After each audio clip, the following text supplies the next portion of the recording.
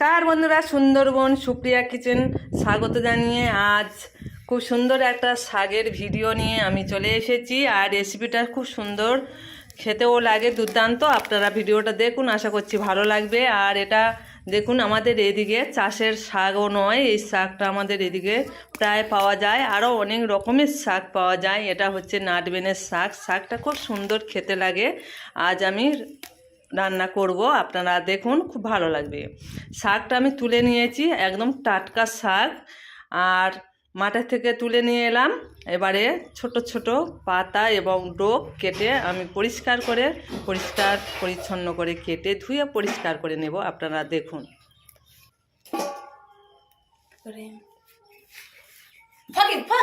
দেখুন বন্ধুরা, খুব সুন্দর করে পরিষ্কার করতে হবে। কয়েকটা পাতা হয়তো জালি থাকতে পারে, পোকাও থাকতে পারে, বেছে নিতে হবে খুব সুন্দরভাবে। আর দেখুন, অনেকটাই আমার কাটা হয়ে গেছে শাক।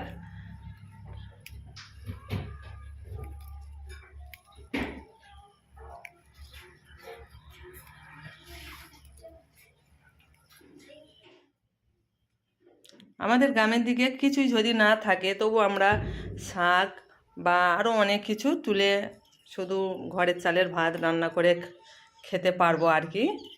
মানে এক আধ দিন বাজার যদি না থাকে, সেই রকমই আমি শাকগুলো তুলে খুব সুন্দর করে কেটে নিয়েছি দেখুন। আর এই চিংড়ি মাছ দিয়ে আজ শাকটা রান্না করব।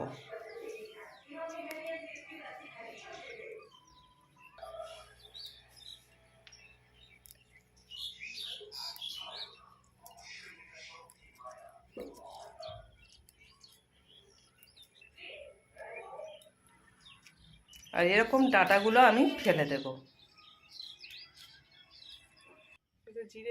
দেখুন বন্ধুরা, শাক চিংড়ি কাটা হয়ে গেছে এবং পরিষ্কার পরিচ্ছন্ন করে ধুয়ে আমি রান্নাঘরে চলে এসেছি। আর আমি উনুনেতে রান্না করছি। আমার রান্না বাড়া অনেকটাই হয়ে গেছে। এবারে আমি শাকটা আর চিংড়ি মাছ ভাজি বা চচ্চড়ি এরকম মাখা মাখা করব। আর কড়াইতে তেল এবং ফোড়ন এবং সঙ্গে পেঁয়াজ দিয়ে খুব সুন্দর করে নাড়াচাড়া করে নেব। আর কিছুক্ষণ পেঁয়াজগুলো একটু লাল করে ভেজে নেব।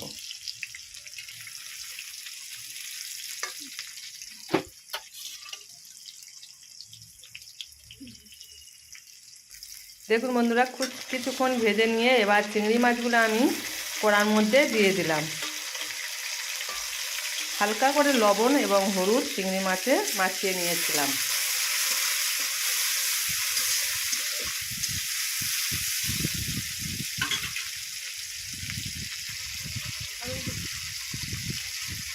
কিছুক্ষণ নেড়ে চেড়ে নিয়ে এবারে আমি দিয়ে দিলাম স্বাদ মতন লবণ। লবণ দিয়ে কালারের জন্য দিয়ে দেব হলুদ এবং অল্প লঙ্কার গুঁড়ো।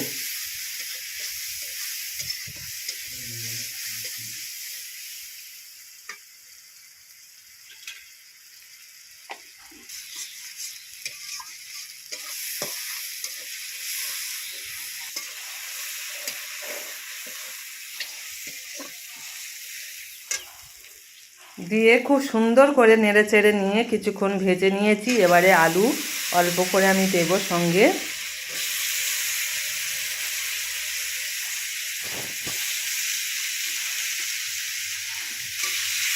আলুগুলো দিয়ে খুব সুন্দর করে কিছুক্ষণ কষে নেব।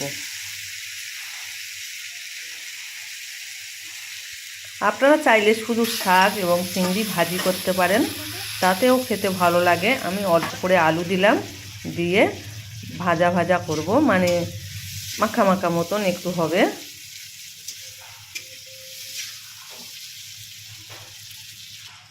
খুব সুন্দর করে কষে নিয়েছি। এবার সঙ্গে দিয়ে দেবো শাকগুলো পরিষ্কার করে ধুয়ে নিয়েছি। আর শাকগুলো খুব পরিষ্কার করে ধুইতেও হবে।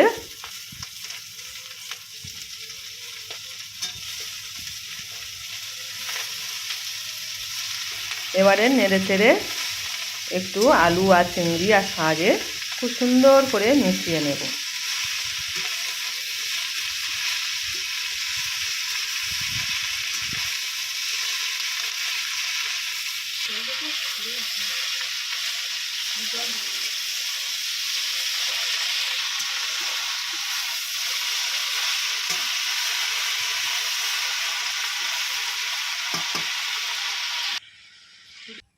বন্ধুরা এবারে আমি কিছুক্ষণ ঢাকা দিয়েছিলাম, এবার আমি খুলে নিলাম।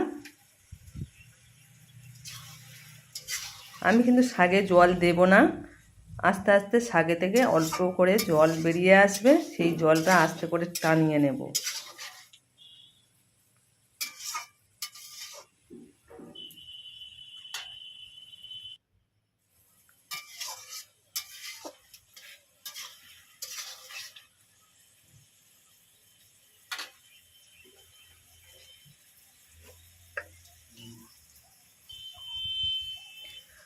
দেখুন বন্ধুরা আমার রেসিপি হয়ে এসেছে, আর দেখুন খুব সুন্দর মাখা মাখা হয়ে গেছে। আর এবারে আমি দিয়ে দেবো 1 চামচ জিরে মৌরি ধনের গুঁড়ো।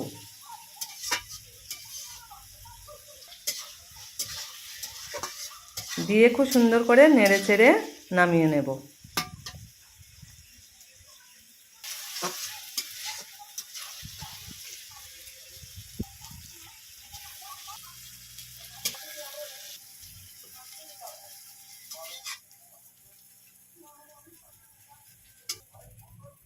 দেখুন বন্ধুরা খুব সাধারণ, খুব কম তেল মশলা রেসিপি, চিংড়ি আর শাকের রেসিপি আমার তৈরি হয়ে গেছে। এতক্ষণ ধরে যেসব বন্ধুরা আমার সঙ্গে ছিলেন তাদেরকে আন্তরিক শুভেচ্ছা জানিয়ে আমার ভিডিওটা শেষ করলাম।